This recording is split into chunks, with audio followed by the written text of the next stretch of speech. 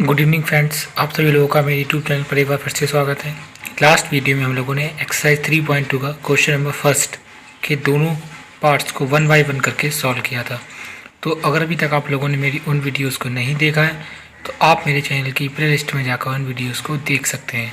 आज हम लोग एक्सरसाइज 3.2 का क्वेश्चन नंबर 2 सॉल्व करने वाले हैं। तो आइए देख लेते हैं ये क्वेश्चन क्या कह रहा है। On comparing the ratios A1/A2, B1/B2 and C1/C2, find out whether the lines representing the following pairs of linear equation at a point are parallel or coincident। यानी कि हम लोगों को नीचे जो लीनियर इक्वेशंस के पेयर दिए गए, हमको इन रेशियोज़ का यूज़ करके ये बताना है कि जो पेयर हम लोगों को गिवन है, क्या वो कोइंसिडेंट हैं या वो एक दूसरे के पैरेलल हैं या फिर वो केवल एक दूसरे को एक सिंगल पॉइंट पर इंटरसेक्ट करते हैं। तो इसका मैंने दूसरे क्वेश्चन का फर्स्ट वाला पार्ट ले लिया है। इसमें हालांकि 3 पार्ट दिए गए, मैंने इसका फर्स्ट वाला पार्ट ले लिया है। तो फर्स्ट वाले पार्ट में लोगों को कौन सी क्वेश्चन दी गई? एक ही क्वेश्चन दी गई है हमको 5x - 4y + 8 = 0, और दूसरा आपको दे रखा है 7x - 4y - 9 = 0। चूँकि दोनों ही लीनियर इक्वेशंस हैं और ये हमारा क्या कहलाएगा? Pair of linear equations. हमको ये पता करना है कि भाई ये सिंगल पॉइंट्स पे एक दूसरे को कट कर रहे हैं या एक दूसरे के पैरेलल है या एक दूसरे के कोइंसिडेंट है। तो मैंने इसका सॉल्यूशन हाथ से स्टार्ट किया। सॉल्यूशन गिवन हम लोगों को क्या है? 5x - 4y + 8 = 0, इसको मैंने इक्वेशन नंबर 1 डाल दिया है। 7x + 6y - 9 = 0, इसको मैंने इक्वेशन नंबर 2 डाल दिया है। लास्ट वीडियो में जो हम लोगों ने चैप्टर नंबर 3 का इंट्रोडक्शन पढ़ा था, उसमें मैंने आपको बताया था कि भाई किस केस में लाइंस आपकी पैरेलल होती हैं, किस केस में आपकी लाइंस होती हैं कोइंसिडेंट होती हैं, और किस केस में आपकी लाइंस एक दूसरे के साथ एक पॉइंट पर इंटरसेक्ट करती हैं। ये मैंने चैप्टर 3 का जब इंट्रोडक्शन बताया था फर्स्ट वीडियो में, तब मैंने उसमें सभी बताया था। ठीक है, तो हम लोग आज वही लिखेंगे। On comparing equation 1 with A1x + B1y + C1 = 0, यानी हम लोग इक्वेशन 1 को इससे कंपेरिजन करेंगे, and equation 2 with A2x + B2y + C2 = 0, और इक्वेशन 2 का इससे कंपेरिजन करेंगे। वी गेट, तो भाई आप जरा देख लो, A1x और 5x, अगर मैं इन दोनों में x का कोफिशिएंट देखूँ तो कितना? A1 की जगह पे 5 है, तो मुझे A1 की वैल्यू ये आपकी 5 मिल गई। फिर B1y, और यहाँ पर 4y माइनस का है, तो अगर मैं इन दोनों में y का कोफिशिएंट देखूं तो V1 = -4, तो V1 = -4। फिर यहाँ पे C1 यानी कि कांस्टेंट, और यहाँ पर कांस्टेंट कितना? 8, तो C1 = 8। यानी कि हमको पहली लाइन्स के क्या मिल गए हैं? कोफिशिएंट हम लोगों ने पता कर लिए। अब दूसरी लाइन के देख लेते हैं। A2x, और यहाँ पर कितना है? 7x, तो भाई यहाँ पर A2 किसके बराबर हो जाएगा? 7 के बराबर हो जाएगा, तो मैंने A2 7 के बराबर कर दिया। फिर B2y, और यहाँ पर 6y है, तो यहाँ पर B2 किसके बराबर हो जाएगा? 6 के बराबर हो जाएगा, तो B2 = 6, और यहाँ पर C2 कांस्टेंट है, और यहाँ पर कांस्टेंट आपका कितना है? -9, तो मैंने C2 = -9। अब हम लोग, चूँकि हम लोग क्वेश्चन बताया गया कि हम लोग का इन रेशियोज़ का यूज़ करना है, तो हम लोग इन्हीं का यूज़ करेंगे। तो मैंने लिखा हुआ है नाउ A1/A2, तो भाई A1 आपका ये रहा 5, तो मैंने A1 की जगह 5 रख दिया है। A2 आपका 7 रहा, तो मैंने 7 लिख दिया है। ठीक है, इस तरीके से मैंने किया है B1/B2। भाई B1 आपका -4 है, तो मैंने -4 रख दिया है, और B2 आपका 6 है, तो मैंने ये 6 रख दिया है। इसको मैंने 2 से जब कट किया तो ये 2 2 ज़ा 4, 2 बचा ऊपर, और 2 3 ज़ा 6, तो आपका 3 बचा। तो यहाँ से आप लोग देख रहे हो A1/A2 not equal to B1/B2। क्यों भाई? यहाँ पर 5/7 है, और यहाँ पर -2/3, चूँकि ये दोनों आपस में कभी इक्वल हो नहीं सकते, तो मैंने लिख दिया hair A1/A2 not equal to B1/B2। और जब मैंने इंट्रोडक्शन बताया था चैप्टर 3 का, तो मैंने बताया था कि अगर A1/A2 not equal to B1/B2 आता है, तो उस केस में लाइन्स आपकी कैसी होती हैं? केवल एक दूसरे को सिंगल पॉइंट पर इंटरसेक्ट करती हैं, और दी गई पेयर ऑफ लीनियर इक्वेशन का यूनिक सॉल्यूशन होता है। तो मैं यहाँ पर वही लिखूँगा, therefore the lines representing the given pair of equations intersect at exactly 1 point. मैंने इस 1 पॉइंट को अंडरलाइन कर रखा है कि भाई जब भी आपका A1/A2 not equal to B1/B2 आता है, तो आपका दिया गया पेयर ऑफ लीनियर इक्वेशंस क्या होंगी? एक दूसरे को सिंगल पॉइंट पे इंटरसेक्ट करेंगी, और जब भाई सिंगल पॉइंट पे इंटरसेक्ट करेंगी तो उनका कैसा होगा? यूनिक सॉल्यूशन होगा। तो हम लोगों ने ये लिख दिया है। इसी तरीके से मैंने क्वेश्चन नंबर 2 का सेकंड वाला पार्ट लिया है। इसमें हम लोगों को लीनियर इक्वेशंस का पेयर कर देखा है। 9x + 3y + 12 = 0, 18x + 6y + 12 = 0। तो भाई ये दोनों लीनियर इक्वेशंस हैं, पेयर में दे रखी, तो हमारा क्या कहलाएगा? Pair of linear equation. तो मैंने वही किया जैसे मैंने ऊपर वाले क्वेश्चन में किया था, सॉल्यूशन लेट।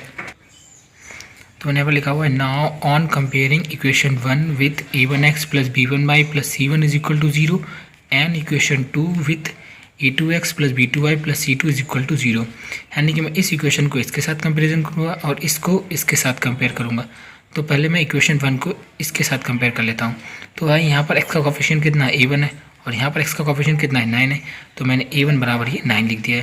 यहाँ पर y का कोफिशिएंट कितना है, b1 है, यहाँ पर y का कोफिशिएंट कितना है, 3 है। तो b1 की वैल्यू आपकी 3 हो गई। यहाँ पर c1 कांस्टेंट है, यहाँ पर कांस्टेंट कितना है, 12 है। तो c1 बराबर हो गया कांस्टेंट के। अब इसमें और इसमें कंपेरिजन कर लेते हैं। यहाँ पर x का कोफिशिएंट कितना है, 18, और यहाँ पर x का कोफिशिएंट कितना है, a2। तो आपका a2 बराबर 18 हो गया। यहाँ पर y का कोफिशिएंट कितना है, 6 है, और यहाँ पर y का कोफिशिएंट कितना है, b2 है। तो b2 इज इक्वल टू 6 हो गया। यहाँ पर कांस्टेंट टर्म 24 है, और यहाँ पर कांस्टेंट टर्म c2 है। तो c2 इज इक्वल टू 24। यानी कि हम लोगों ने a1 b1 c1 a2 b2 c2 की वैल्यू फाइंड आउट कर लिए। अब हम लोग को इंडिकेट किया गया कि हम लोग को रेशियो से फाइंड आउट करना है, तो हम लोग अब रेशियो निकालेंगे। तो पहले भाई मैंने लिखा है नाउ a1 अपॉन a2। भाई a1 की वैल्यू 9 थी तो मैंने 9 रख दिए, a2 की वैल्यू 18 थी तो मैंने 18 रख दिए। ये जब आप इसको 9 से काटोगे तो 9 1 जा 1 टाइम गया, और 9 2 जा 18, तो ये 2 टाइम गया। यानी कि हम लोगों को a1 अपॉन a2 की वैल्यू 1/2 मिल गई। And b1 upon b2, b1 की वैल्यू हमारे पास कितनी है, 3 है, तो मैंने 3 रख दिया। और b2 की वैल्यू कितनी है, 6 है, तो मैंने 6 रख दिया। इसको मैंने 3 से कट किया तो 3 1 जा 3, यानी कि 1 टाइम गया। और जब आपने इसको काटा 3 2 जा 6, तो यानी कि 2 टाइम गया। यानी कि b1 अपॉन b2 की वैल्यू 1/2 मिल गई। और एक चीज़ और रह गई ये भी आपका, and also c1 upon c2। तो भाई c1 की वैल्यू कितनी है, 12 है, तो मैंने 12 रखा है। और c2 की वैल्यू कितनी है, 24 है, तो मैंने 24 रखा हुआ है। जब आप इसको 12 1 जा 12, 12 से जब आप इसको कट करोगे तो 1 टाइम जाएगा, और 24 को जब आप 12 से कट करोगे तो 2 टाइम जाएगा। यानी कि हमको c1 अपॉन c2 की वैल्यू कितनी मिल गई, 1/2। और मैंने बताया था जब इंट्रोडक्शन क्लास में कि भाई जब a1 upon a2 b1 upon b2 और c1 अपॉन c2 क्या होते हैं, इक्वल्स आ जाते हैं, तो उस केस में आपकी जो दी गई लीनियर इक्वेशंस का पेयर होता है वो कैसा होता है, कोइंसिडेंट होता है। और जब वो कोइंसिडेंट होते हैं तो उनके बहुत ही सॉल्यूशन होते हैं, यानी मैनी इनफाइनाइट सॉल्यूशन होते हैं। तो यहाँ पर क्या लिख दिया मैंने, हेयर a1 अपॉन a2 बराबर b1 upon b2 is equal to c1 upon c2। यानी कि a1 a2 b1 b2 और c1 c2 आपस में क्या है, तीनों बराबर हैं।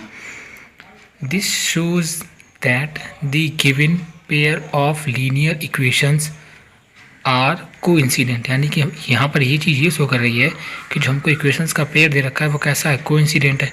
तो जब ये कोइंसिडेंट होगा तो इनके कैसे सॉल्यूशन होंगे, and having infinite solution. Coincident का मतलब होता है समपाती, जो मैंने यहाँ पर लिख रखा है, ठीक है। तो जब ये कोइंसिडेंट है तो इनमें इनफाइनाइट सॉल्यूशन भी होंगे। ये इसका सेकंड वाला पार्ट था। अब इसी तरीके से मैं आपको इसका थर्ड वाला पार्ट बता देता हूँ। थर्ड वाले पार्ट में आपको 2 इक्वेशन दे रखे हैं, 6x minus 3y plus 10 equal to 0, इसको मैंने इक्वेशन नंबर 1 डाल दिया है। 2x minus Y plus 9 is equal to 0, इसको मैंने इक्वेशन नंबर 2 डाल दिया है। वही चीज़ यहाँ पर मैंने थोड़ा सा शॉर्ट कर दिया क्योंकि हम लोग 2 क्वेश्चन में वही बात लिख चुके हैं बात। तो मैंने लिखा है direct solution equation 1 on comparing equation 1, यानी इस वाली इक्वेशन को, with a1x plus b1y plus c1 is equal to 0। यानी कि इक्वेशन 1 को हम लोग इसके साथ कंपेयर करेंगे, and equation 2 with a2x plus b2y plus c2 is equal to 0, और इक्वेशन 2 को हम लोग इसके साथ कंपेयर करेंगे। तो वी कैट हम लोगों को क्या मिलेगा, तो भाई पहले इसको 1 के साथ कंपेयर करते हैं। यहाँ पर x का कोफिशिएंट कितना है, a1 है, और यहाँ पर x का कोफिशिएंट कितना है, 6 है। तो भाई हमको a1 की वैल्यू ये 6 मिल गई। यहाँ पर y का कोफिशिएंट कितना है, b1 है, और यहाँ पर y का कोफिशिएंट कितना है, -3 है। तो भाई मैंने b1 की वैल्यू -3 कर दी है।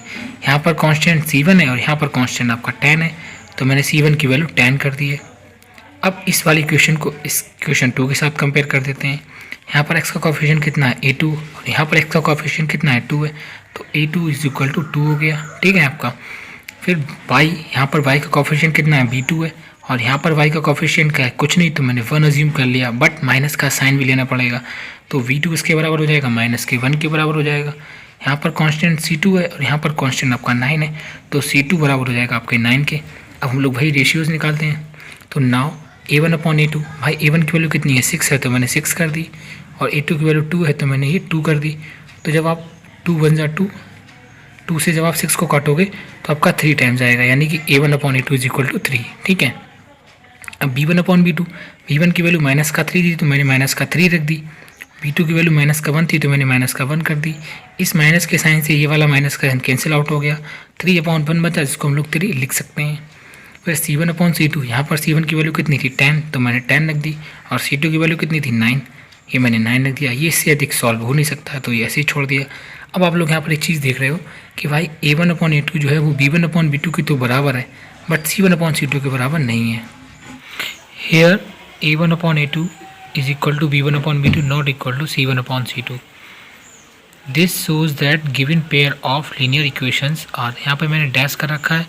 ये आप लोग इसका मुझे आंसर जो है कमेंट बॉक्स में लिख करके बताओगे कि भाई ये जो आपका पेयर है वो कैसा होगा। And there is solution possible, और इसके कितने सॉल्यूशन पॉसिबल होंगे ये आप लोग मुझे कमेंट बॉक्स में लिख करके बताओगे।